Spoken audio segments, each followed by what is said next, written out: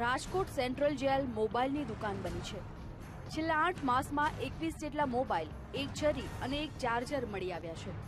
જ્યારે પણ જેલનું ચેકિંગ કરવામાં આવે છે ત્યારે જેલમાંથી મોબાઈલ મળવાની ઘટના પ્રકાશમાં આવે છે। ત્યારે આ વખતે વધુ એક મોબાઈલ મળતા જેલ તંત્ર દ્વારા પ્રથમ વખત જેલના 4 સિપાહીઓ વિરુદ્ધ ગુનો દાખલ કરવામાં આવ્યો છે। કાચા કેમ્પના કેદી મુકેશ હરજીયાણી પાસેથી મોબાઈલ મળી આવતા જેલની અંદર સુરક્ષાને લઈને અનેક સવાલો ઊભા થયા છે।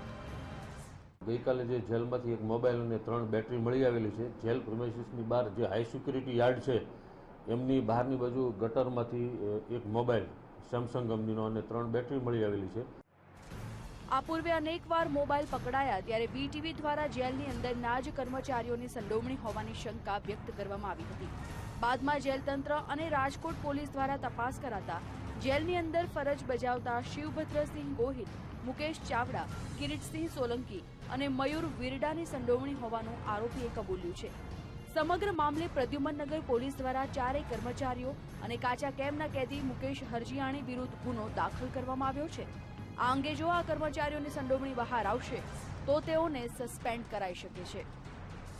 શિવભદ્રસિંહ ગોહિલ, કિરીટસિંહ સોલંકી, મુકેશ ચાવડા અને એ ઉપરાંત બીજા ચોથા એક જેલ સહાયક છે મયુરભાઈ વિરડા, એ કુલ 4 વિરુદ્ધ, જેલ સહાયક વિરુદ્ધ એમ કુલ 5 આરોપીઓ વિરુદ્ધ ગુનો દાખલ કરવામાં આવેલો છે અને હાલ એમની તપાસ પીએસઆઈ શ્રી રાવલ ચલાવી રહ્યા છે। વારંવાર મોબાઈલ મળવાની ઘટનાઓ જેલની અને રાજ્યની સુરક્ષા માટે ખતરારૂપ છે। ત્યારે પ્રથમવાર જેલ તંત્ર દ્વારા 4 કર્મચારીઓ વિરુદ્ધ કાયદેસરની કાર્યવાહી કરવામાં આવી છે।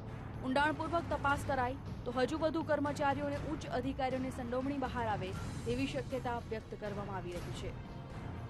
કેમેરામેન ઘનશ્યામ કાચા સાથે પરાક્રમસિંહ જાડેજા, બીટીવી, રાજકોટ।